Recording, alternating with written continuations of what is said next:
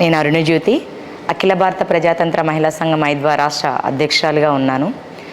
ఈరోజు అంతర్జాతీయ మహిళా దినోత్సవం మార్చి 8ని నిర్వహించుకుంటున్న సందర్భంగా మహిళా హక్కుల కోసం పోరాడుతున్న మహిళామణులకి, అట్లాగే మహిళల హక్కులని కావాలి అని చెప్పేసి అభిలషిస్తున్నటువంటి ప్రజాస్వామ్యవాదులందరికీ కూడా మహిళా దినోత్సవ శుభాకాంక్షలు తెలియజేస్తూ ఉన్నాను.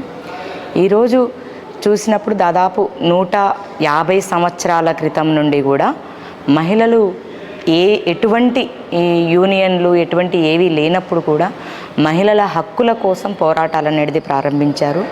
దీనికి ప్రధానమైనటువంటి ఘట్టంగా చెప్తే చికాగో నగరంలో 15,000 మంది మహిళలు కుట్టు పని చేస్తున్నటువంటి మహిళా కార్మికులు రోడ్ల మీదకి వచ్చి ప్రదర్శన చేస్తున్నటువంటి సందర్భంగా అక్కడ ఉన్నటువంటి ప్రభుత్వం వారి మీద కాల్పులు జరిపితే 146 మంది మహిళలు ప్రాణాలు అర్పణ చేసిన తర్వాతకి అనేక ఉద్యమాలు, పోరాటాలు, అనేక మీటింగ్లలో ఎజెండాలు పెట్టి చర్చించిన తర్వాతకి మార్చి 8 నిర్వహించాలి అని చెప్పేసి ఒక నిర్ణయం అనేది జరిగింది. 1957లో ఐక్యరాజ్య సమితి కూడా పూర్తిగా మార్చి 8 అంతర్జాతీయ మహిళా దినోత్సవాన్ని ప్రపంచవ్యాప్తంగా నిర్వహించాలని చెప్పేసి కూడా నిర్ణయం చేయడం జరిగింది. ఇన్ని జరిగి దాదాపు 100 సంవత్సరాలు పూర్తి అయినప్పటికీ కూడా ఈ రోజుకి మహిళల పరిస్థితి చూసినప్పుడు గతంతో పోల్చుకుంటే అనేక హక్కులను సాధించుకోవడం జరిగింది. ఓటు హక్కు సంపాదించుకున్నాము, ఆడవాళ్లకు ప్రసూతి సెలవులు వచ్చాయి. అట్లాగే కొన్ని దేశాలలో అభ్యుదయకరమైనటువంటి ప్రజాస్వామ్యయుతంగా నడిచినటువంటి కొన్ని దేశాలలో ఆడవాళ్ళకి అనేక హక్కులు, ఉపాధిలో సగభాగం అనేది కూడా కల్పించడం జరిగింది. ఇంటి పని నుండి కూడా విముక్తి లభించడం అనేది జరిగింది. ఇక్కడ ఆ దేశ స్ఫూర్తితోటి మిగతా దేశాలలో కూడా మహిళలు అనేక హక్కులను సాధించుకోవడం జరిగింది. ఆస్తి హక్కు, సమానంగా స్త్రీ పురుషులు ఇద్దరూ సమానమైనటువంటి హక్కు, అట్లాగే వరకట్న నిషేధ చట్టము, అట్లాగే ఆడపిల్లలు చదువుకోవాలనేసి గృహహింస నిరోధక చట్టం, నిర్భయ చట్టం, ఈ వరకట్న నిషేధ చట్టం, ఇటువంటి అనేకం, బాల్య వివాహాల నిషేధ చట్టం, ఇటువంటి అనేకం సాధించుకున్నాం.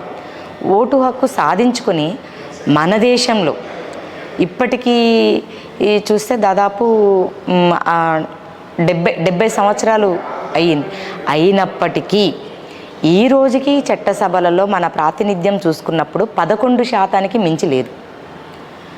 ఇక మహిళల సమస్యలు చర్చించబడేది ఎక్కడ? మహిళల సమస్యల గురించి, మార్పుల గురించి ఆలోచించేటువంటి అవకాశమే లేనటువంటి పరిస్థితి.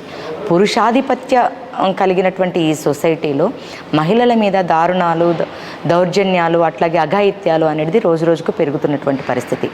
మన దేశంలో గంటకి 5 పైన అత్యాచారం జరుగుతుందని చెప్పేసి నివేదికలు తెలియజేస్తూ ఉన్నాయి. ఇంత జరుగుతున్నప్పటికీ ఈరోజు బేటీ పడావో, బేటీ బచావో అని చెప్పేసి మాట్లాడుతున్నటువంటి మన ప్రధానమంత్రి గారు ఒకవైపు మహిళా సాధికారత గురించి పనిచేస్తామని చెబుతూనే మరోవైపు మహిళల మీద జరుగుతున్నటువంటి దారుణాలు, ఇటువంటి ఘటనలపైన చర్యలు తీసుకోకపోగా ఎవరైతే దోషులు ఉన్నారో అటువంటి వాళ్ళకే ఈరోజు మద్దతుగా నిలుస్తున్నటువంటి సందర్భాలు మనం చాలా చూస్తూ ఉన్నాము. హత్రాస్ ఘటనలో కానివ్వండి, అంతకుముందు జరిగినటువంటి కతువా ఘటనలో కానివ్వండి, మొన్న జరిగినటువంటి బిల్కిస్ బానో కేసులో కూడా 11 మంది దోషులను వాళ్ళని చాలా మంచి ఆలోచన పరులు ఉన్న వాళ్ళుగా భావిస్తూ విడుదల చేయడం జరిగింది. మళ్ళీ అనేక పోరాటాలు చేసి అఖిల భారత ప్రజాతంత్ర మహిళా సంఘం ఆల్ ఇండియా ఉపాధ్యక్షులుగా ఉన్నటువంటి సుభాషిణి అలీ గారు కోర్టులో కూడా పిల్ వేసిన తర్వాతకి మళ్ళీ వాళ్ళని జైలుకు పంపాలని చెప్పేసి జరగడం జరిగింది. అంటే చెబుతూ ఒక మహిళల కోసమే పనిచేస్తున్న, మహిళా సాధికారత కోసం చేస్తున్నామని చెప్తూ ఉన్నా ఆచరణలో అది కనబడడం లేదు. కట్టు బొట్టు, సాంప్రదాయాలు, ఆహారము, అన్ని అంశాలలో కూడా అనేక ఆంక్షలు అనేది ఈరోజు పెట్టడం జరుగుతూ ఉంది. సాయంత్రం పూట ఆడపిల్లలు బయటికి ఎందుకు రావాలి, ఆడపిల్లలు మాంసాహారం తినకూడదు, అట్లాగే ఆడవాళ్ళు పొట్టి దుస్తులు వేసుకోకూడదు, ఇటువంటి అనేకం చెప్పడం అనేది జరుగుతూ ఉంది. వాస్తవానికి మనం పరిశీలన చేసినప్పుడు హన్మకొండలో 9 నెలల పసిపాప తల్లి పక్కన పడుకొని ఉంటే తీసుకెళ్ళి అత్యాచారం చేయడం జరిగింది. ఆ పాప ఏ రకమైనటువంటి వస్త్రధారణ వేసుకుని ఉంది?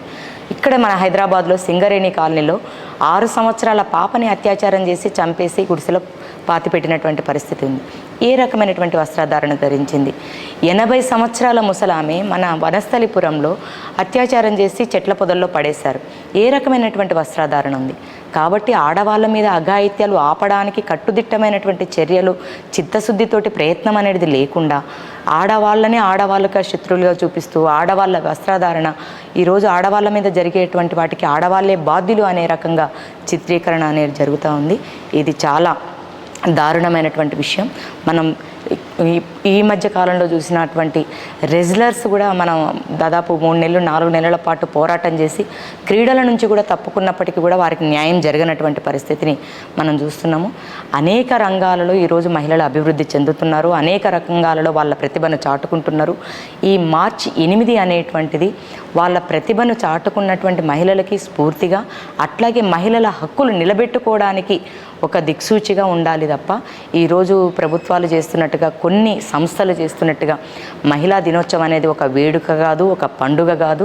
మహిళల హక్కులు సాధించుకోవడానికి పునరంకితం కావడం కోసం ఈ మార్చి 8ని మహిళలందరూ కూడా నిర్వహించుకోవాలని, ప్రజాస్వామ్యవాదులు, అభ్యుదయవాదులు అటువంటి వాళ్ళందరూ కూడా ఈ మార్చి 8 అటువంటి స్ఫూర్తికి తోడ్పాటు ఇవ్వాలని చెప్పేసి కూడా కోరుతూ ఈ మార్చి 8 అంతర్జాతీయ మహిళా దినోత్సవ శుభాకాంక్షలు మరొక్కసారి తెలియజేస్తున్నాను.